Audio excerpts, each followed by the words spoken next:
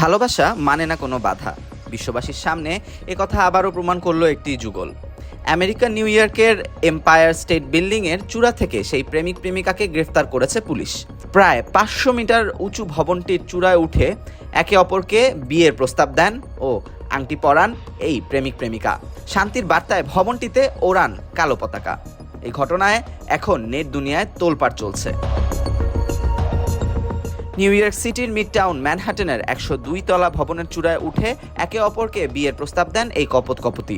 আকাশছোঁয়া ভবনের চূড়ায় রুশ প্রেমিক প্রেমিকা যুগলের এই ভিডিও তোলপাড় ফেলেছে আমেরিকা জুড়ে। সেই সাথে এমন প্রেমের উদাহরণ দেখে প্রশংসায় ভাসছেন নেটিজেনরা। 32 বছর বয়সী আইভান বিরকুস হাঁটু গেড়ে আংটি নিয়ে বসেন প্রেমিকা অ্যাঞ্জেলা নিকোলাউয়ের সামনে। প্রস্তাব গ্রহণও করেন নিকোলাউ।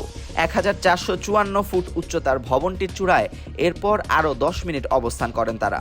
ভবনের চূড়ায় ওড়ান ভালোবাসার কাছে সংঘাতের পরাজয় আর শান্তির বার্তা লিখা পতাকা। তবে আইন বোঝে না ভালোবাসার ভাষা, তাই নেমে আসার পরই গ্রেফতার হন এই ভালোবাসার পাখিরা। আইন ভাঙার পাশাপাশি তাদের বিরুদ্ধে চুরি, বেপরোয়া কার্যক্রম, অপরাধমূলক কর্মকাণ্ড, অনধিকার প্রবেশ এবং বিশৃঙ্খল আচরণের অভিযোগ আনা হয়েছে। তবুও তাদের ভেতর কোনো অনুশোচনার ছাপ দেখা যায়নি।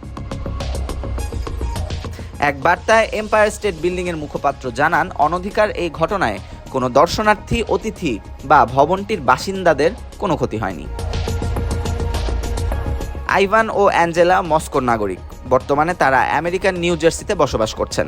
দুজনের শখই উঁচু ভবনে আরোহণ করা। এই যুগলকে নিয়ে 2024 সালে স্ট্রিমিং সাইট নেটফ্লিক্সে স্কাইওয়াকার্স আ লাইভ স্টোরি নামের একটি ডকুমেন্টারিও প্রচার হয়।